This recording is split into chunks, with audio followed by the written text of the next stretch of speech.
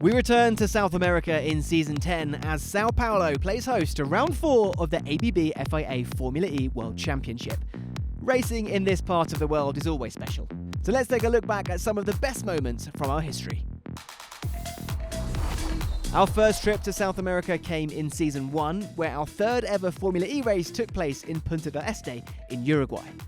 An incredible location placed next to the ocean in the Monte Carlo of South America. A tight and twisty layout with a couple of straights thrown in, a very challenging circuit in a very picturesque location. Jean-Éric Vergne shook the paddock when he secured pole position on his Formula E debut, but the race itself was won by Sebastian Buemi, the first of his 13 wins. Through the final corner comes Sebastian Buemi. He's got Nelson Piquet Jr. right up behind him, but it's victory for Sebastian Buemi and Edams in the third round of Formula E. Finally, Buemi has fulfilled his potential in Formula E.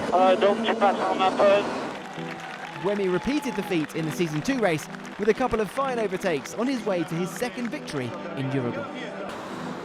Oh, here's a move from Buemi. Buemi up the inside, and can he get through into the hairpin? Yes, he can. Easy peasy. Fabulous move there, yeah. Here comes Sebastian Buemi through on Jerome D'Ambrosio. Buemi leads into turn 17, and the Renault car is now into the lead of round 3 of the Formula E Championship. Sebastian Buemi won here for the first time in Formula E last year. Now he's going to take the checkered flag and take victory in Punta del Este.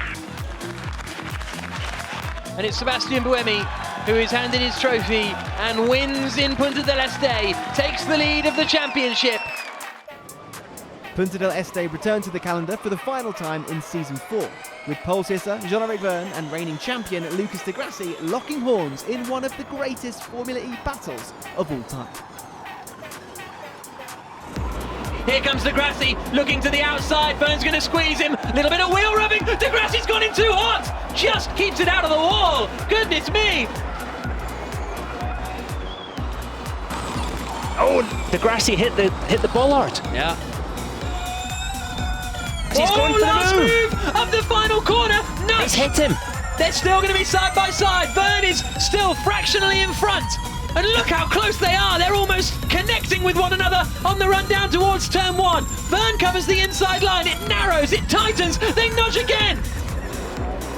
Super late on the brakes. Can he go for a last corner lunge as he did a couple of laps ago? Jean-Éric Vergne pulls to the outside and is going to hold on as they come through the final corner. Jean-Éric Vergne wins for the second time this season in a thrilling race in Uruguay.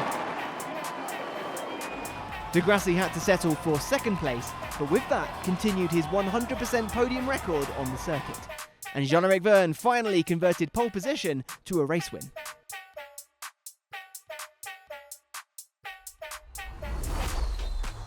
Round 4 of our inaugural season saw Formula E's first anti-clockwise track, lying in the popular and modern Puerto Madero district in the east of the Argentinian capital of Buenos Aires. After a quiet start, it came to life with an incident-packed final 10 laps, with 4 different drivers taking the lead of the race. Oh, Buemi! Is he going to hit the wall? He's broken his front right! And he is out of the race! Lucas di Grassi leads. You can hear the despair in Sebastian Buemi's voice. Oh, Sam Bird has just been given a drive-through penalty. The man in third place, Sam Bird, drive-through penalty for ignoring pit exit lights. We saw that earlier on.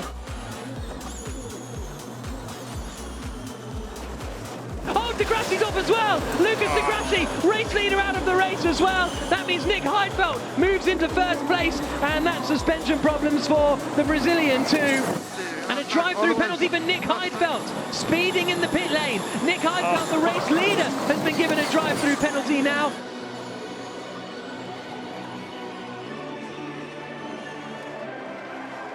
Big lock-up from Abt, and he hits Al-Kashwari, and that allows cross-through. What a shame for Al-Kashwari. Meanwhile, Nick Heidfeld is in the pits to serve his drive-through penalty, which means going on to the last lap of the race. Antonio Felix da Costa leads for Amlin Aguri.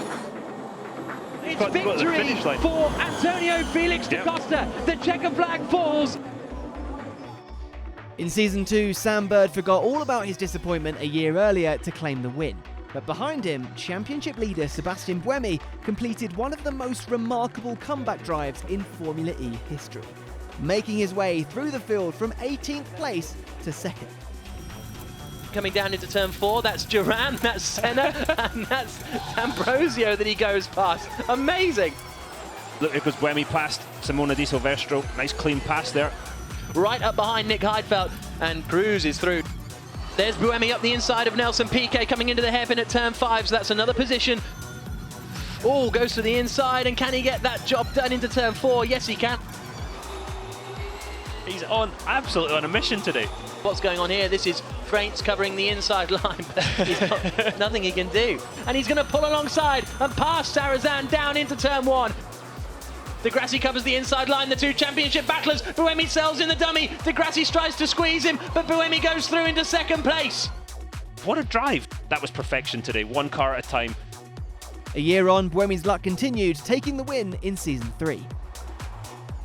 He won in Hong Kong, he won in Marrakesh, and by winning in Argentina, he is the man to take a hat-trick of Formula E wins. That was a clinic on how to do it right there. The next step on our adventures of South America took us to Chile, where we saw racing action around the streets of Santiago in Seasons 4, 5 and 6. Originally on a street circuit in the city centre, the location was moved to Parque O'Higgins for Season 5 and 6. And we saw 9 different drivers take up the podium places in Chile. The Season 4 race saw drama all the way to the end, as the two Techeetah cars got a little bit too close for comfort. Lotterer's attacking. Andre Lotterer trying to go around the outside of turn 3, and the two Techeetah cars almost collide. They just survive. Jean-Eric Verne held off teammate Andre Lotterer to claim the first ever 1-2 finish in Formula E history. And for the second time, wins in ABB FIA Formula E. He wins in Chile, and the first ever 1-2 in Formula E history. The battle for the lead in Season 5 was a different story. Sam Bird chased down Sebastian Buemi before an error from the Swiss driver handed the victory to the Brit. Buemi's in the wall, Bird's in the lead. Maximilian Günther won the Season 6 race, and at 22 years and 200 days old became the youngest ever Formula E race winner, a record he still holds today. Season 9 saw Formula E's first visit to Brazil as Sao Paulo hosted round 5 of the championship. There was plenty of action throughout the field, all culminating in an incredible battle for the lead that came down to the final 3 corners. Cassidy sends it to the outside, coming into turn 10. It's bold, it's ambitious, and it doesn't come off unless he thinks about it in the final corner. It crossed his mind, he doesn't do it. The checker flag falls, Evans wins in Sao Paulo. Come on, yes! Will we see the same in Season 10? Find out in round 4 of the ABB FIA Formula E World Championship.